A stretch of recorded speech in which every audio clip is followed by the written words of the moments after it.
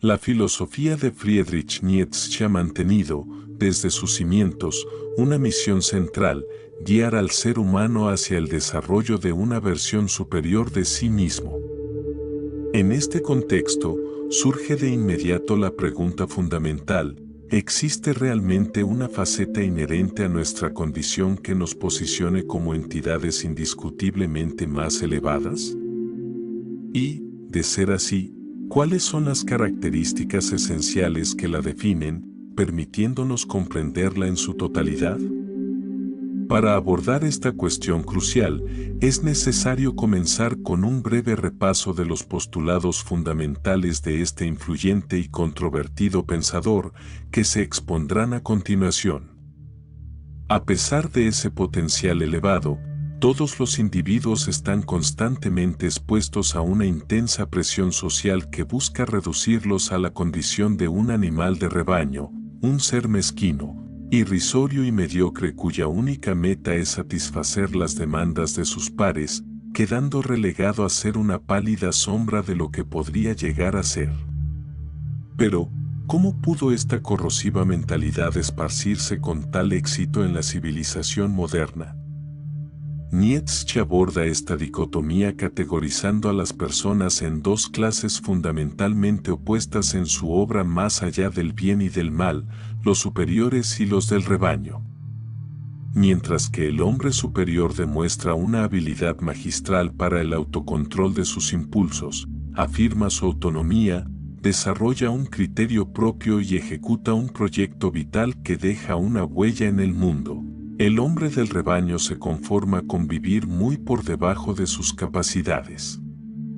Dentro de este último grupo, el filósofo distingue dos subtipos: el último hombre, un ser débil, conformista y mediocre, y el esclavo, que, además de las características del último hombre, es envidioso, vicioso, negligente y decadente.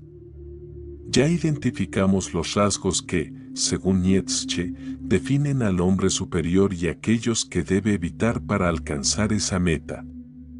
Sin embargo, la cuestión que nos ocupa es: ¿por qué resulta tan vital para el filósofo que la humanidad se libre del yugo de la mediocridad social y qué acciones concretas puede emprender un individuo para mejorar? La respuesta a esta búsqueda de autosuperación se encuentra en la voluntad de poder, will sur match.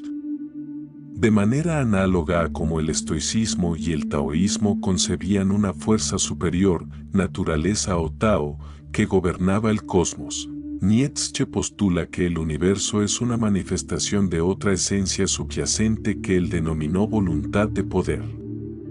Esta esencia cósmica fundamental se interpreta, como su nombre indica, como un deseo insaciable de manifestar y acrecentar el poder. Comprender esta voluntad de poder es la clave para entender la ética y moral que el pensador alemán propone para la vida humana. No obstante, para abordar plenamente este plano ético, es imprescindible examinar primero su particular perspectiva sobre la evolución. Para enmarcar correctamente el pensamiento de Nietzsche, es totalmente necesario dirigir nuestra mirada hacia el referente evolutivo de su época, Charles Darwin. En el año 1859, el científico británico publicó su célebre obra El origen de las especies, donde formulaba su afamada teoría de la evolución. El principio fundamental de Darwin es relativamente sencillo. En primer lugar, postuló que todos los individuos dentro de una especie difieren entre sí en distintos grados.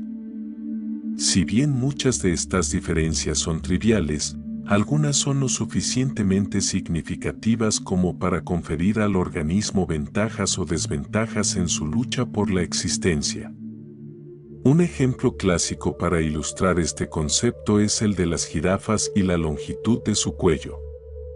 Dado que se alimentan de hojas de árboles, es ventajoso para su supervivencia que el animal posea un cuello lo más alargado posible. Darwin explicó que no es que todas las jirafas desarrollaran cuellos largos progresivamente, como postulaban los lamarckistas, sino que la gran mayoría de las que dejaban descendencia eran precisamente las de cuello más largo. Estas estaban mejor equipadas para alcanzar las hojas, obtener los nutrientes necesarios y, por ende, sobrevivir para reproducirse. Las jirafas de cuello corto, al no adaptarse, no se replicaron tanto. La conclusión clave es que los individuos con los rasgos más ventajosos para la supervivencia tienen la mayor probabilidad de reproducirse y transmitir dichos rasgos. Esto es lo que se conoce como selección natural.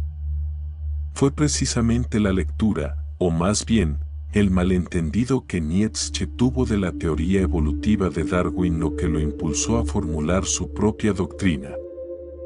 El biólogo anglosajón concebía la selección natural como un proceso no planificado ni diseñado, lo que significaba que el destino de un organismo a menudo dependía del puro azar. Un factor minúsculo podía decidir qué individuos vivían o morían. No obstante, una idea sobre la que Darwin nunca profundizó fue si existía un propósito general u objetivo último en la evolución de las especies. La respuesta no se encuentra en sus escritos, ya que nunca tomó partido en la cuestión. Sin embargo, hubo numerosos seguidores de Darwin que sí lo hicieron. El más relevante fue Herbert Spencer, quien acuñó la famosa expresión la supervivencia del más apto y popularizó el término evolución. Spencer creía que la evolución, al llegar a la especie Homo sapiens, albergaba una meta implícita, convertir al ser humano en una criatura perfecta a la que llamó el hombre moralmente ideal. Este prototipo sería un individuo cuyo sistema de valores y comportamientos le permitiría adaptarse casi perfectamente a su entorno físico y social. Y aquí reside el problema principal de la voluntad de poder de Nietzsche. Aunque estaba de acuerdo con los postulados básicos de la evolución, no se familiarizó lo suficiente con el trabajo original de Darwin, sino que basó sus conclusiones en los escritos de Spencer, interpretando una visión pseudocientífica. De cualquier modo, resulta fundamental analizar los puntos que el filósofo alemán refuta a Herbert Spencer, ya que estos constituyen los pilares de su pensamiento ético. En primer lugar, Friedrich discrepa con la idea de que la evolución conduce inevitablemente a un progreso vital. En su obra El Anticristo, manifestó su profundo descontento ante tal postura. La humanidad no representa una mejora hacia un nivel superior, tal y como se entiende el progreso. El concepto mismo de progreso es una idea meramente moderna, es decir, una falsedad. Nietzsche argumentaba que el europeo promedio de su tiempo se encontraba muy por debajo del europeo renacentista, estaba más fatigado, ignorante, quejumbroso, deprimido e iracundo. En resumen, para él, el fenómeno evolutivo en el ser humano no implicaba necesariamente una elevación, un fortalecimiento o una mejora, sino más bien una decadencia en picado. En segundo lugar, Nietzsche refutó el principio de que el objetivo de los organismos es luchar por su autoconservación, ya sea a nivel individual o colectivo, es decir, prolongar su propia vida y la de su especie tanto como sea posible. El autor creía, de forma errónea, que Darwin defendía esta postura, cuando en realidad el promotor de esta idea era Herbert Spencer, y se popularizó también por el concepto de representación de Arthur Schopenhauer.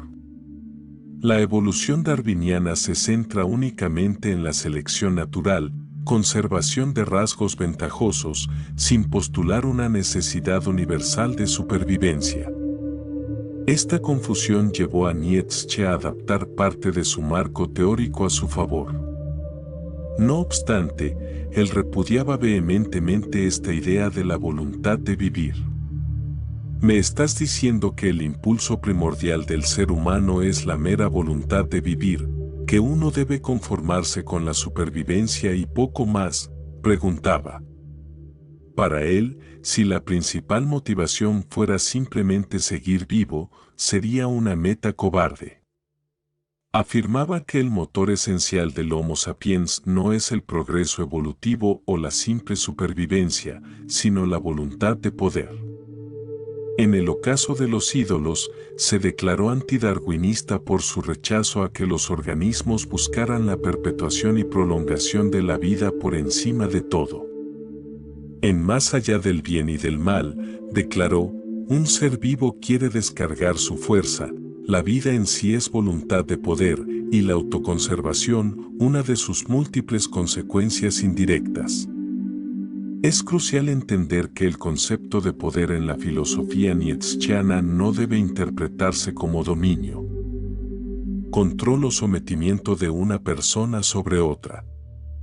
El juego no se trata de subordinación, de la facultad de dar órdenes a terceros, ni de la potestad en su sentido más amplio, la habilidad para desempeñar una tarea. Para el pensador alemán, el poder es algo que trasciende la imagen de un general victorioso, un empresario opulento o un emperador aclamado. El poder en la voluntad de poder es sinónimo de voluntad de crecimiento. Esta idea se articula claramente en Voluntad de Poder, donde se afirma que los seres vivos hacen todo lo posible no con el fin de preservar su existencia, sino de cambiar a mejor, de crecer. Desde el momento en que un individuo crece, se vuelve inherentemente más poderoso. Con esta definición mentalizada, podemos ahora explicar las condiciones que el filósofo establece para sincronizarse con la esencia universal y embarcarse en la búsqueda de este crecimiento. Para comenzar, un requisito fundamental de la autosuperación es el deseo de poder. El autor subraya que uno necesita querer ser fuerte, si no, jamás lo logrará. Nótese que esto no se refiere aún a la acción de acumular fuerza, ni a desear un objetivo concreto, como escribir un libro o conseguir un bien material, sino al simple hecho de querer crecer, de anhelar el cambio y la mejora vital. A diferencia de la riqueza, la fama o la belleza, que pueden manifestarse sin un deseo profundo, el poder jamás surge si el individuo no está comprometido con su propio crecimiento. El siguiente paso, según Friedrich, es la fijación de una meta ambiciosa que se desea alcanzar por encima de todas las cosas, un proyecto de vida trascendente, una misión especial o un descubrimiento particular. El anhelo por esta consecución debe ser algo mucho mayor que la satisfacción que se siente al perseguirlo o al obtenerlo. Debe estar alineado con las creencias, principios y valores del individuo, formando una parte inquebrantable de su identidad. Como declara el filósofo en Voluntad de Poder, uno sabe que se halla en la búsqueda adecuada cuando su meta es 100 veces más importante que sus sentimientos temporales. Esta pasión es la que impulsa a perseverar en los momentos de inmensa dificultad, a arriesgarse cuando es necesario y a asumir plena responsabilidad sobre las propias acciones. Si bien el deseo de poder y la fijación de un objetivo prioritario son necesarios, por sí mismos no son suficientes para experimentar el crecimiento en primera persona. A lo largo del camino, existe un componente prácticamente ineludible que Nietzsche considera la carta magna del poder, la resistencia. Pongamos el caso de que esa meta ambiciosa, insaciable e intrigante que te has propuesto no presentase obstáculo ni dificultad alguna. ¿No sería eso un motivo de peso para sospechar que tal vez no era tan imponente como parecía inicialmente? Ya sea al preparar oposiciones, montar un negocio o esculpir el cuerpo, los obstáculos estarán siempre presentes, a menudo siendo molestos, duraderos y desesperantes. Aquí reside un punto muy curioso. Aunque el pensador alemán sentía aversión por el estoicismo, llegó a una conclusión en común con el emperador Marco Aurelio. Nietzsche nos dice que las resistencias no son razón para deprimirse, quejarse o angustiarse, sino un motivo de celebración. Lejos de ser contratiempos tortuosos, el hombre superior sabe perfectamente que constituyen el motor del crecimiento del carácter. Como advertía el estoico, el obstáculo no es una piedra en el camino, sino el camino en sí mismo. ¿Por qué? Porque aprender de nuestros errores tras intentar sin éxito nuestros designios incrementa la probabilidad de lograrlos en futuros intentos.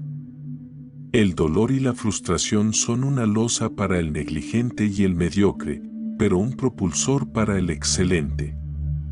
Así, la tercera condición del crecimiento es superar una resistencia relevante. La importancia de operar la resistencia era tan central para Nietzsche que se posicionó en contra del axioma principal de Epicuro: el ser humano no busca el placer ni huye del dolor. Lo que verdaderamente desean el hombre más vigoroso y el organismo más diminuto es acumular más poder. Guiados por dicha voluntad, saben que la única forma de obtenerlo es encontrando algo que se oponga a su conquista. Es decir, una resistencia. Por muy desagradable que sea un obstáculo o doloroso que resulte un problema, lo encararán como seres vivos que son. Por lo tanto, el ser humano no siempre huye de todo dolor, sino que lo necesita continuamente para crecer y, en consecuencia, hacerse más poderoso. No obstante, estamos de nuevo ante una ligera mala interpretación por parte del pensador alemán.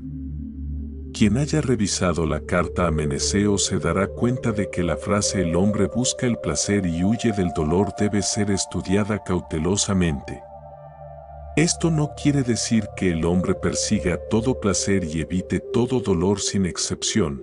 El proceso que permite distinguir si un determinado placer es favorable para nuestra satisfacción agregada se denomina cálculo hedónico. En realidad, renunciar al placer a corto plazo y abrazar el dolor propio de las resistencias que un objetivo particular presenta es, en algunos casos, compatible con el epicureísmo.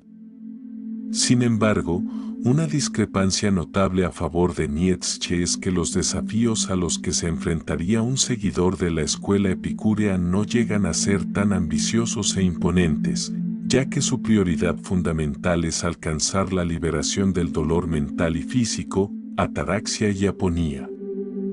Nietzsche, por su parte, se refería a una voluntad de poder que trasciende la simple búsqueda del bienestar o la satisfacción vital. En cualquier caso, el mensaje final de Nietzsche es inequívoco: el crecimiento es poder, y dado que el poder es la fuerza superior y elemental de todo ser vivo, crecer nos permite la autosuperación. Este proceso de vencer las resistencias inherentes a la meta propuesta se denomina precisamente así. A fin de cuentas, lo más esencial en la vida de un hombre no es su origen o lo que posee, sino cuánto ha crecido y cuántas limitaciones ha logrado superar, pues este factor es el que determina su nivel de poder y, en última instancia, su valía como ser humano. El autor reflejó esta idea en sus escritos al afirmar: no todas las personas son iguales, es el individuo poderoso, el que se dedica a la superación constante de sí mismo, el que más vale. Lo que determina tu rango no es de dónde vienes y lo que posees, sino la cantidad de poder que has acumulado a lo largo de tu existencia. Es fundamental recalcar que Nietzsche no defendía que el individuo idealmente poderoso fuera el más corpulento, bondadoso o influyente. Para él, la fuerza psicológica y espiritual constituye el poder supremo. Por ello, decretó que es imprescindible establecer un objetivo elevado y pugnar incesantemente hasta lograrlo. Al hacerlo, el Homo sapiens vivirá con la autosuperación por delante, cumpliendo así su propósito esencial, la voluntad de poder. A pesar de sus errores al interpretar a otros autores, la conclusión del filósofo es sumamente trascendental en el plano ético contemporáneo e íntegramente aplicable en la psicología. Cuando una persona crece, se supera a sí misma. Superar las resistencias implica un auge automático de nuestra fortaleza interna, resultando en mayor autoestima, autocontrol, motivación y esperanza.